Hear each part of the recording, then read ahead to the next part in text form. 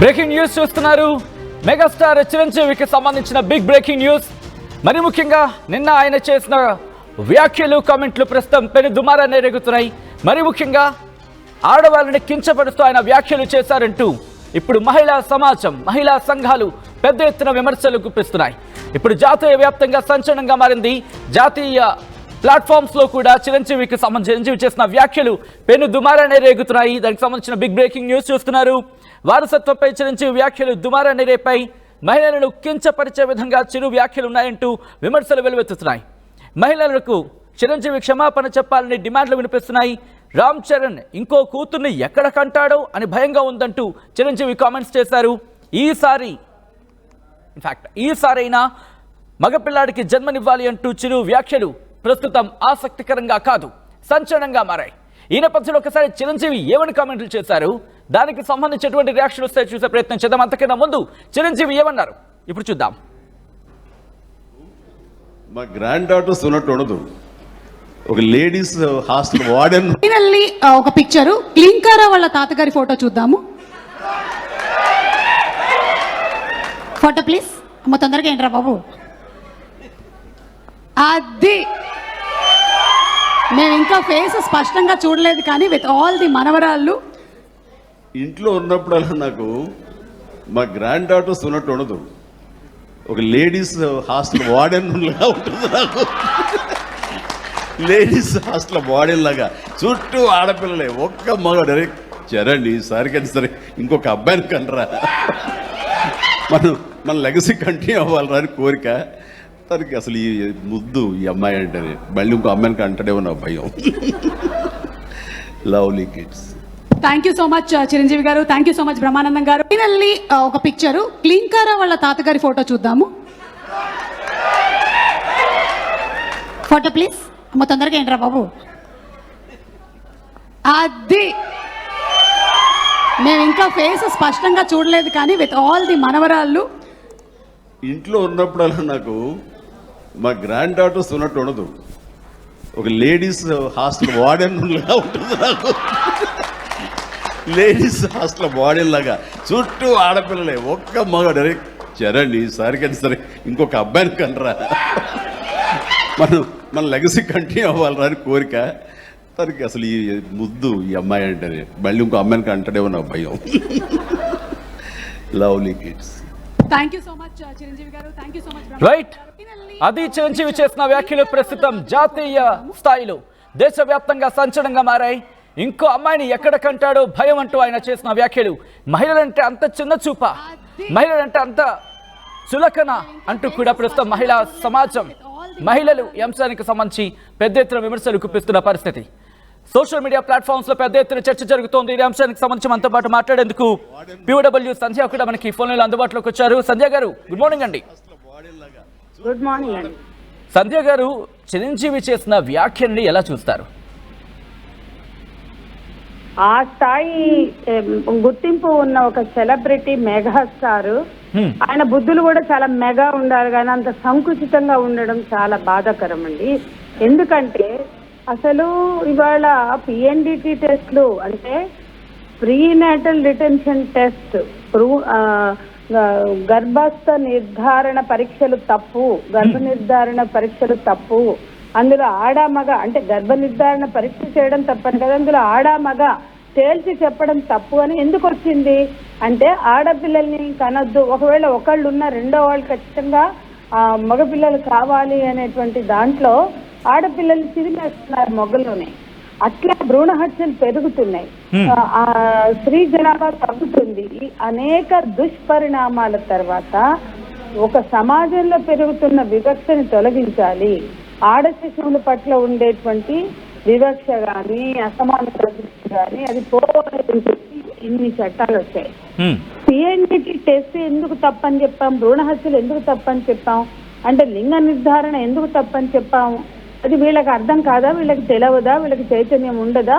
ఆ స్థాయి అంత ఎక్స్పోజర్ ఉన్నటువంటి వ్యక్తి, ఒక సెలబ్రిటీగా ఉన్న వ్యక్తి అలా మాట్లాడాడంటే, సమాజంలో మాకు రోజు వచ్చేటువంటి కేసుల్లో స్త్రీలు చాలా మంది మళ్ళీ ఆడపిల్ల పుట్టిందని నా భర్త వేధిస్తున్నాడు, నా అత్తమామలు వేధిస్తున్నారు, అని ఎంతో మంది వచ్చి ఏడుస్తుంటే బాధపడుతుంటే వీళ్ళకి ఇంకేమైనా సమస్య ఉందా? ఆడపిల్ల పుడితే మరి ఈ రోజుల్లో కూడా బాధపడుతున్నారా? ఈ రోజుల్లో కూడా హింసిస్తున్నారా? ఆడపిల్ల పుట్టలేదు కాబట్టి నన్ను సరిగ్గా చూడట్లా, మా తోడుకోడలికి మగపిల్లాడు పుట్టాడు కాబట్టి గౌరవంగా చూస్తున్నారు, ఇలాంటివన్నీ స్త్రీలు మాకు చెప్తుంటే ఒక్కోసారి మేమే నమ్మలేము. ఎందుకంటే ఇంకా ఈ రోజుల్లో ఇంత ఎక్స్పోజర్ తర్వాత, ఇంత క్యాంపెయిన్స్ తర్వాత, అవేర్నెస్ తీసుకొచ్చాక కూడా ఇంకా ఉన్నారా?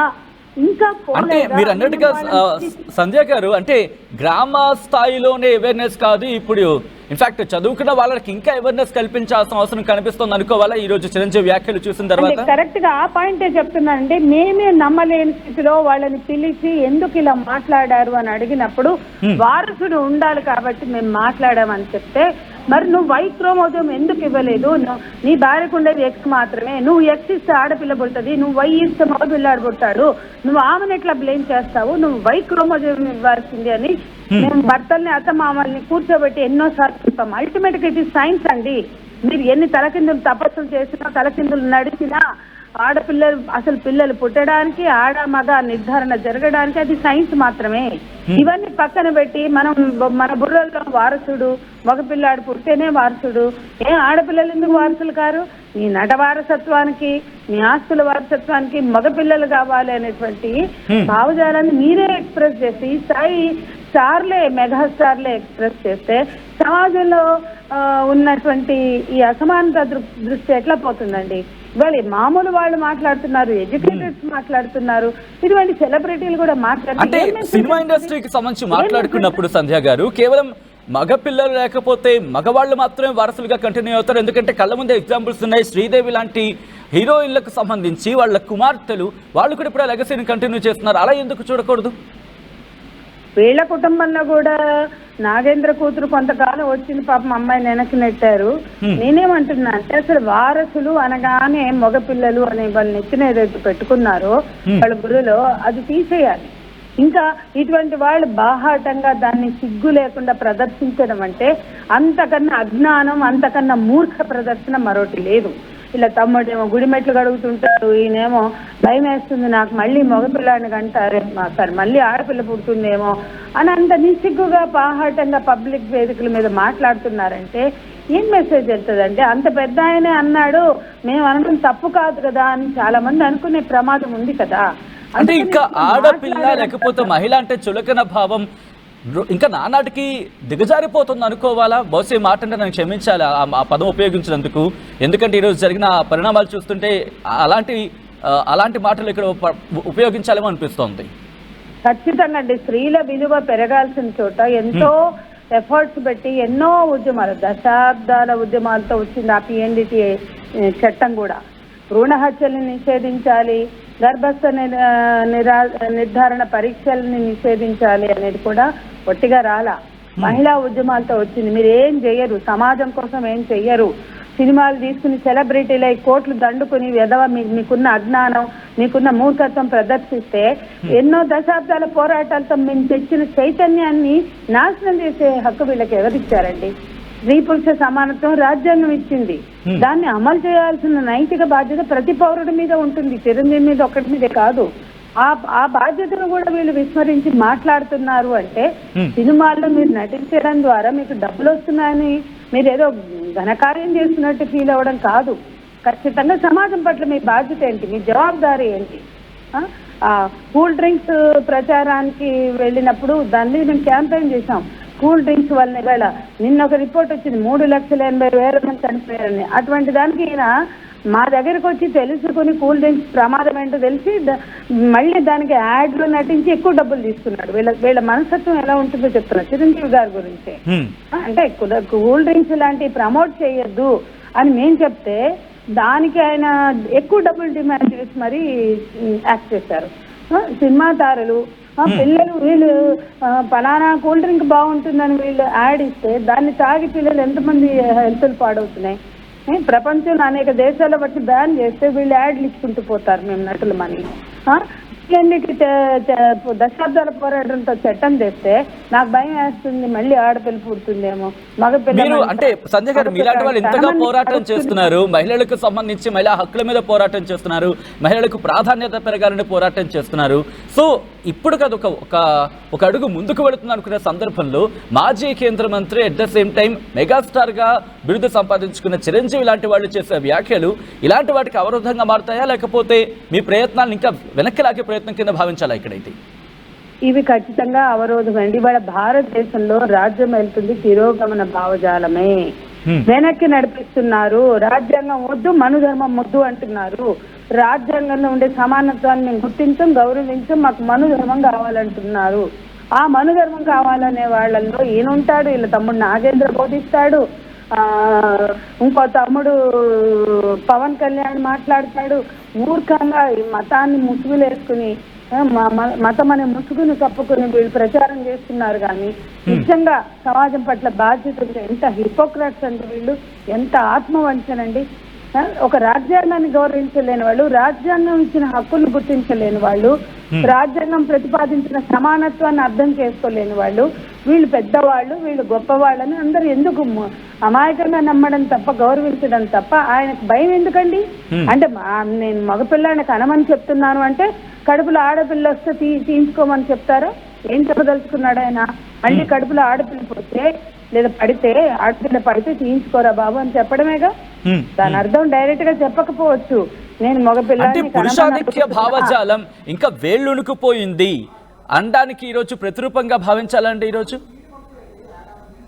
ఎందుకండి పురుషాధిపత్య భావజాలంతో మాట్లాడిన మాటలు కాకపోతే మీకు సందేహం ఎందుకు? ఇంకా ఖచ్చితంగా మీ నట వారసత్వానికైనా, మీ ఆస్తుల వారసత్వానికైనా ఆడపిల్లలైనా ఒకటే, మగపిల్లలైనా ఒకటే అని మాట్లాడవలసిన సందర్భంలో, మాట్లాడవలసిన నేపథ్యంలో అనవసరంగా ఎవరి ఫంక్షన్కో పోయి అక్కడ ఇట్లా వాగి రావడం, మీ సమాజం మీద మీ చెత్తనంతా గుమ్మరించడం, ఇది బాధ్యతారాహిత్యం, ఇది రాజ్యాంగ వ్యతిరేకం, ఇది తిరోగమన భావజాలం, ఇది ఖచ్చితంగా స్త్రీ పురుష సమానత్వాన్ని అంగీకరించకపోవడం అని మేము చెప్పదలుచుకున్నాం.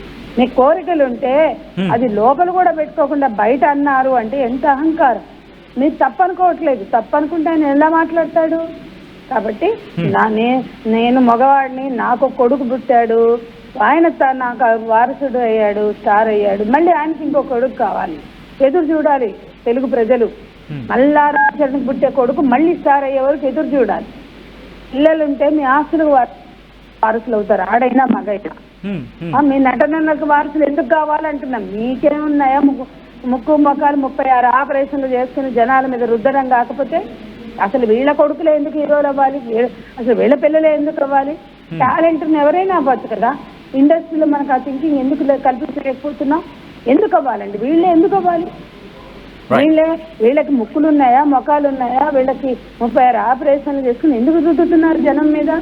మీరు ఇంకా టాలెంట్ ఉన్న పిల్లలు ఉండొచ్చు, నటన మీద ఆసక్తి ఉండే వాళ్ళు ఉండొచ్చు. క్రికెట్ స్టార్ల పిల్లలంతా క్రికెట్ స్టార్లు అవుతున్నారా? అటోడి కొడుకు సినిమా స్టార్ కూడా అయ్యాడు. క్రికెట్ స్టార్లు టాలెంట్ తోటే క్రికెట్ అవుతారో, సినిమా స్టార్లు కూడా టాలెంట్ తోటి అవ్వాలి. ఇవన్నీ వారసత్వంగా ప్రసాదించే అంశాలు కానే కావండి. వీళ్ళకి టాలెంట్ ఉన్నా లేకుండా ఇప్పుడు ఒక స్పోర్ట్స్ స్టార్స్ ఉన్నారు. టాలెంట్ ఉంటేనే వాళ్ళ పిల్లలు మళ్ళీ స్పోర్ట్స్ లోకి వస్తారు. కానీ చూడండి ఎంతమంది స్పోర్ట్స్ స్టార్స్ పిల్లలు స్పోర్ట్స్ లోకి వచ్చారు. అట్లాగే టాలెంట్ ఉంటే తప్ప రాని రంగంగా సినిమా రంగాన్ని గుర్తించినప్పుడు ఈ చెత్తబాగుడు బంద్ అవుతుంది. థ్యాంక్ యూ సో మచ్ సంధ్య గారు. ఆర్టీవీతో జాయిన్ అంశానికి సంబంధించి మీ ఒపీనియన్ షేర్ చేసుకున్నందుకు. ఒక్కసారిగా చిరంజీవి చేసిన వ్యాఖ్యలు ఇప్పుడు దేశవ్యాప్తంగా సంచలనంగా మారాయి, జాతీయ స్థాయిలో ప్రకంపనలు రేగుతున్నాయి. మహిళలకు మీరిచ్చే గౌరవం ఇదేనా? మహిళల పట్ల మీకున్న అభిమానం కావచ్చు, ఆప్యాయత కావచ్చు, ఇదేనా? మహిళల పట్ల మీరు చూపించే గౌరవం ఇదేనా అంటూ కూడా ప్రస్తుతం ఈ అంశానికి సంబంధించి జాతీయ స్థాయిలో ప్రశ్నించడం జరుగుతోంది. ఇంతటికే పరిమితం కాలేదు, ఆయన ఇంకొన్ని వ్యాఖ్యలు చేశారు, అవి కూడా ప్రకంపనలు రేగుతున్నాయి. ఇంతకీ ఆయన చేసిన వ్యాఖ్యలు ఏంటి చూద్దాం. రాధాకృష్ణ నాయుడు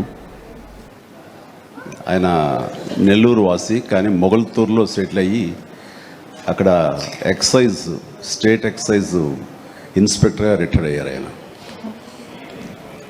అండ్ ఆయన నీకు ఎవరి పోలికలైనా ఎవరి బుద్ధి అని రావచ్చు, కానీ ఆయన బుద్ధులు మాత్రం రాకూడదురా అనేవాళ్ళు. ఎందుకంటే ఆయన రసికుడు.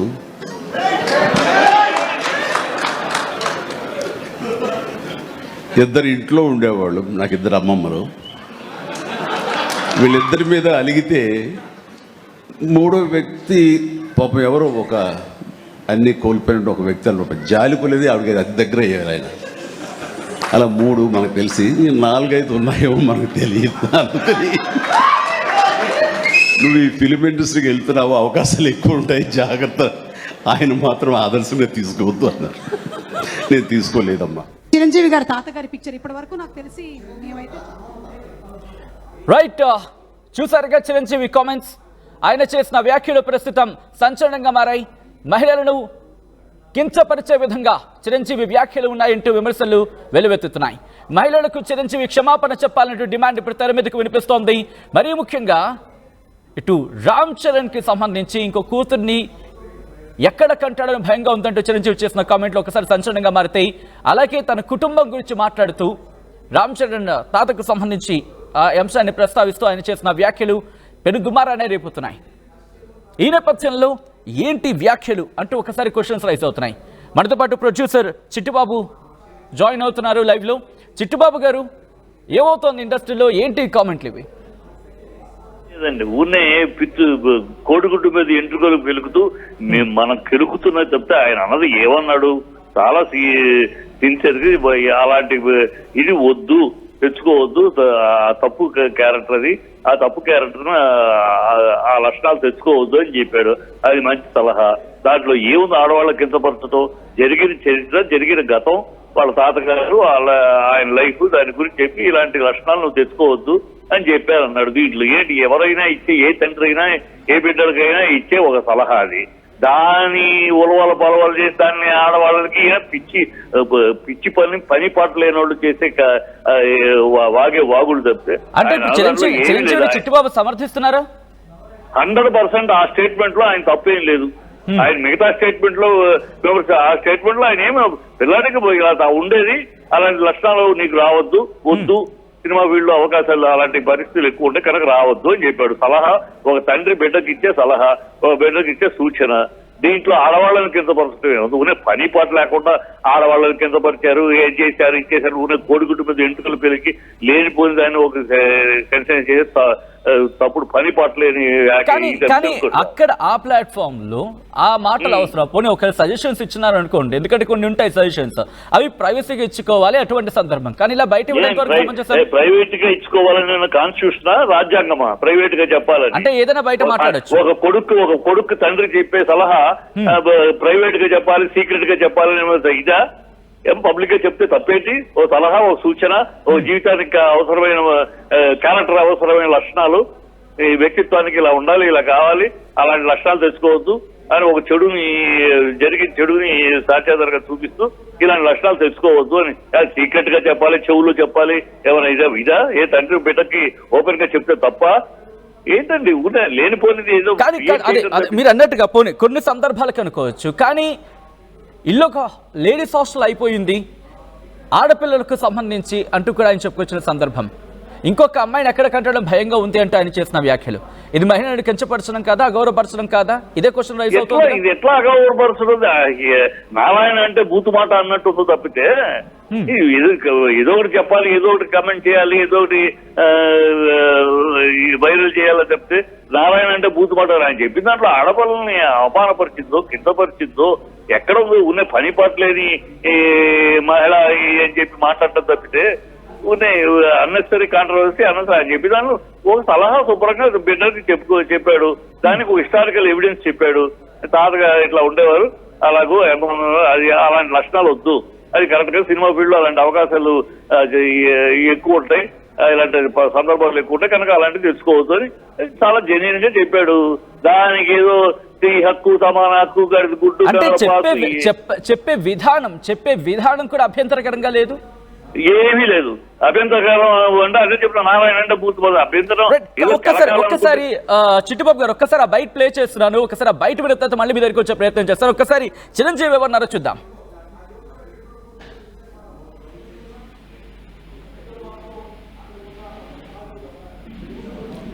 Byte please. రైట్, ఒక్కసారి చిరంజీవి ఏమన్నారో ఒకసారి చూసే ప్రయత్నం చేద్దాం. చిరంజీవి ఏమన్నారో ఒకసారి చూద్దాం. మేమైతే చూడలేదండి. మా అమ్మగారి తండ్రి గారు రాధాకృష్ణ నాయుడు,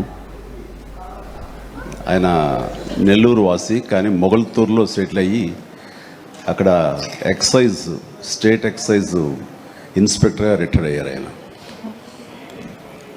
అండ్ ఆయన నీకు ఎవరు పోలికలైనా ఎవరి బుద్ధి అని రావచ్చు, కానీ ఆయన బుద్ధులు మాత్రం రాకూడదురా అనేవాళ్ళు. ఎందుకంటే ఆయన రసికుడు.